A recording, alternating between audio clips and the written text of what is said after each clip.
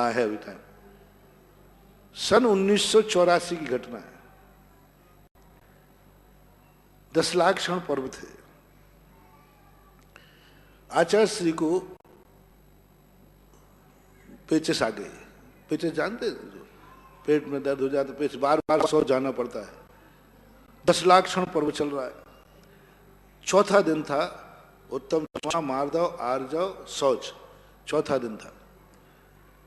2-2:30 बजे से प्रवचन होते थे और बस 2:15 बजे आचार्य श्री तो सोचा कि चलो मेरी स्वास्थ्य ठीक हो जाएगा, चला जाओ। अब 2:15 बजे सब लोग आए महाराज जी प्रवचन को। अब महाराज जी को बार बार शौच के लिए जाना तो कैसे जाए, तो उनके ध्यान में मेरे ही नाम आया। बोले सुधा सागर को बुलाओ। अब मैं तो वहीं था ही। देखो तुम्हें मालूम मेरे लिए थोड़ा तबीयत ठीक नहीं है, बार बार शुद्धि को जाना पड़ रहा है, सोच को। हाँ मैंने कि जाना पड़ रहा है। पहले उन्होंने मेरे से कहलवाया, तो मालूम मैं बार बार हर 10-15 मिनट में उसको जा रहा हूँ। और हमने कि हाँ आपको तकलीफ तो है, सोच जा रहे हैं, तो ऐसा करो अब मैं वहाँ स्टेज पे जाऊँगा, घंटे भर कैसे बैठूँ, हर 10-5 मिनट में जाना पड़ता है। ऐसा करो आज का प्रवचन तुम करके आओ। और अपन ने कभी प्रवचन ही नहीं किए थे। और जबलपुर जैसी सभा 20,000 25,000 व्यक्ति बैठते हो, उनका तो नाम। और जनरल प्रवचन करना नहीं, पर्टिकुलर पॉइंट पे करना है। 10 लाख क्षण पर में जनरल करना हो तो कुछ भी कह के आ जाओ। और पहले से कभी हमारे संघ में 10 लाख क्षण पर्व में कोई हम लोग तैयारी नहीं करते, क्योंकि 10 लाख क्षण पर्व में आचार्य श्री ही प्रवचन करते हैं। अन्य समय पे तो कोई भी कर लेता है, लेकिन 10 दिन तो महाराज ही करते हैं, नियम से करते थे। तो हम लोगों ने कभी उस पर सोचा ही नहीं। मैंने कहा आचार्य श्री आप थोड़ा सा, आपने कुछ विचार ही नहीं किया। यहां बड़े बड़े धुरंधर विद्वान 25-30 हजार की जनता बैठी है और मैं प्रवचन करूंगा, और मैं से क्या, नहीं नहीं सब ठीक हो जाएगा। मैंने कि महाराज जी आप थोड़ा सोचो, लगता है कि आपको शौच जाने से आपको सोचने में भी, आप सोचो मुझे भेज रहे हो। मैंने कभी प्रवचन किए हैं ऐसे, आपके साथ जरूर किए, आचार्य श्री के साथ किए, 10-15 बार किए थे। आचार्य श्री करते थे, मैं भी 15-20 मिनट आध घंटे बोलता था। तो मैंने आपके साथ प्रवचन किए हैं, वो इसलिए कर देते थे कि मेरे से बिगड़ जाएगी, आप संभाल लोगे। और आपके बैठे हुए मेरी बात को ज्यादा लोग गौर नहीं करते, सब आपको सुनने को बैठे रहते हैं। हमारी बात वो तो हमारे प्रवचन में लोग इसलिए बैठे रहते हैं कि हमारे बाद आपका होना है, इसलिए बैठे, नहीं तो ये सब भग जाएंगे। मेरे प्रवचन शुरू होते ये सब भागेंगे। पहले तो इसलिए नहीं भागते थे कि हमारे बाद आपका प्रवचन होगा। आचार्य का ऐसी बात नहीं है, तुम जाओ। मैंने कि आचार्य से ये तो संभव नहीं। यदि मैं मना नहीं करता तो शायद कुछ सोचा जा सकता था। अब मैंने मना की और आचार्य ने जिद की, कह दिया प्रवचन को जाना है। मैंने कि महाराज आपको यहां दस्त लग रहा है, हमें वहां लगेगा, यही शब्द। मैंने कि आपको यहां लग रहा है, मुझे वहां लगेंगे। ऐसी गलती मत करो महाराज जी, बहुत हंसी उड़ेगी और आपकी हंसी उड़ेगी बहुत, मेरे से बनेगा नहीं। वो पर्टिकुलर विषय पर देना, उत्तम शौच धर्म पर।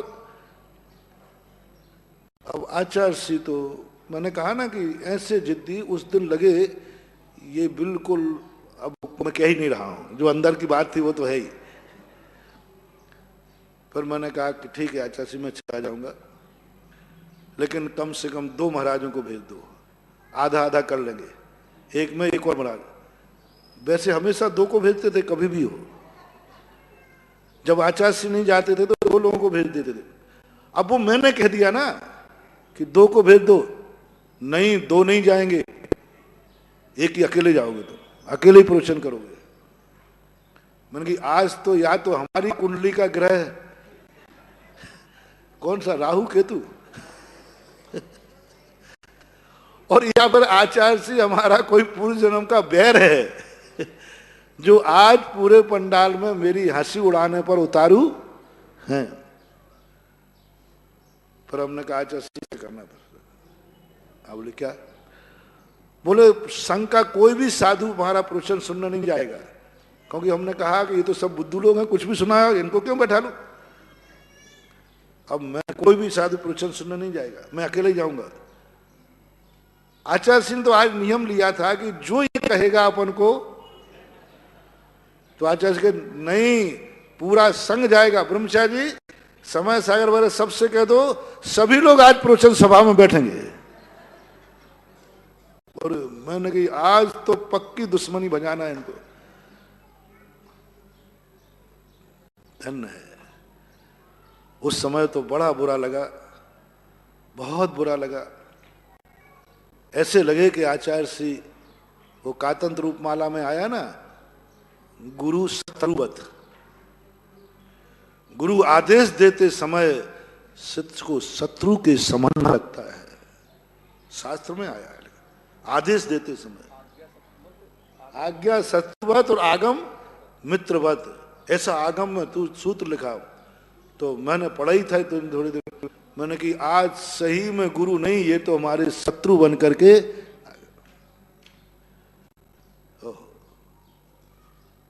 तुरंत के तुरंत प्रवचन। अब मैंने वहां एक वो नीम का पेड़ अभी भी ध्यान में आता है। मैंने तो सब जनता को तो देखना बंद किया, बस नीम के पेड़ पर दृष्टि टिकाई और बोलता गया बोलता गया बोलता गया। 1 घंटे 20 मिनट के बाद प्रवचन बंद हुआ और बीच में कितने बार तालियां बजी और लोगों ने आकर जो आचार्य से, हम तो जिनवाणी स्तुति कर उसी पर, मुराद जी मजा आ गया, अब पता चला आपने कैसे चेले तैयार किए हैं। वहां पहले ही से लोग पहुंच गए, कुछ ब्रह्मचारी ब्रह्मचारी महाराज जी गजब का प्रवचन हुआ। और मैं पहुंचा तो आचार्य ने तुरंत इतने जोर से पीछी मारी, बोले कहता था 10 लग जाएंगे, मैं ये सोच रहा हूं कब बंद करे। और पूरा प्रवचन आचार्य ने सुना, ऊपर छत पे बैठ करके पूरा सुना। अब मैं तो कुछ, फिर आचार्य ने ऐसा लेप लगाया, वो जले पे बरनाल लगाते ना, बरनाल। पर आचार्य ने कहा देखो, तुम्हें पहले में बुरा लग रहा था ना, मैंने समझ लिया था आज इसका विल पावर डाउन हो गया तो ये जिंदगी में कभी भी प्रवचन नहीं दे पाएगा। और आज मैंने कहा, और मुझे भी तेरे ऊपर दया आ रही थी, तो मैं 2 को भेज सकता था, क्या बुराई थी। और नहीं भेजता, दूसरे को भेज देता। लेकिन आज की दया तेरी जिंदगी के लिए बहुत बड़ा खतरा है, इसलिए मुझे दया आ रही थी। फिर भी मैं इतना कठोर हुआ कि तेरी किसी बात को मैंने नहीं माना। जा, अब तेरी जिंदगी में कभी घड़ी देखने की जरूरत नहीं पड़ेगी और सभा देखने की जरूरत नहीं पड़ेगी। ना तुझे कभी प्रवचन में ये आएगा कितने लोग बैठे हैं, और ना ये आएगा कि ये घड़ी का 1 घंटे कैसे निकालूं। लेकिन आज यदि मैं तेरे प्रति दयालु हो जाता तो बस तेरा साहस एक बहुत बड़ी चीज थी। मैंने कितना कठोर हुआ हूं, और आज मुझे बार बार जब भी घड़ी का समय हो जाता है और प्रवचन अभी बाकी रहता है, तो मुझे बार बार गुरु जी याद आते हैं। ये धन्य है गुरु जो आज तुमने बार बार होता है। 50 बार ऐसा होता है कि जब घड़ी समय हो जाता है ना, और अभी प्रवचन 5 प्रवचन होता है, कई बार ऐसा प्रवचन बाकी है, अभी कथा पूरी हुई नहीं और घड़ी का समय पूरा हो गया, तो तुरंत मुझे गुरु जी याद आते हैं। ये वरदान किसका है? जो घड़ी कम पड़ रही है और प्रवचन आगे जा रहा है, ये गुरु की उस कठोरता का परिणाम। तुरंत मैं नमोस्तु कर लेता हूं, गुरु महाराज आपकी बदौलत अभी प्रवचन बचा है और घड़ी पूरी। और वो परिणाम है, मैं देखो मैंने पहले से भी कहा आप लोगों से, 2 घंटे पहले भी कह सकता था। स्वास्थ्य तो मेरा पहले ही से खराब हो रहा था, सुबह से ही, सुबह कह सकता था, लेकिन मैंने इसलिए नहीं कहा। सुबह से कहता तो आप नकल टीप लेते, यानी तैयारी कर लेते, गीतांग्रंथों से पढ़ लेते, कथा इकट्ठी कर लेते, तो तैयार करके प्रवचन देते। इसलिए मैंने चलाकर एंड टाइम पर कहा, जिससे तुम कुछ किताब ना देख पाओ,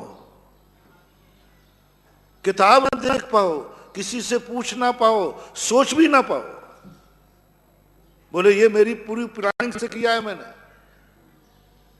क्योंकि ऐसे समय में कहूंगा जिसमें तुम्हें सोचने का भी मौका नहीं मिलेगा। आज तुम्हारी परीक्षा थी, अच्छे विद्यार्थी, पूज्यवर ने कहा अच्छे विद्यार्थी परीक्षा के दिन नहीं पढ़ते, साल भर पढ़ते हैं। परीक्षा के दिन तो आराम करते, माइंड फ्रेश।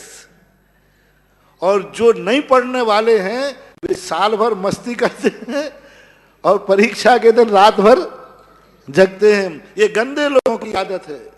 और मैं यही देखना चाहता था कि तुमने इतने दिनों में क्या पढ़ा है, मैंने जो पढ़ाया है वो तुम्हारे अंदर उतरा है कि नहीं,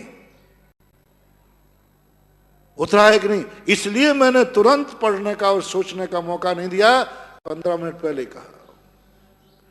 और आज धन्य है गुरुदेव, मैं उनको कोटि कोटि नमोस्तु करता हूं।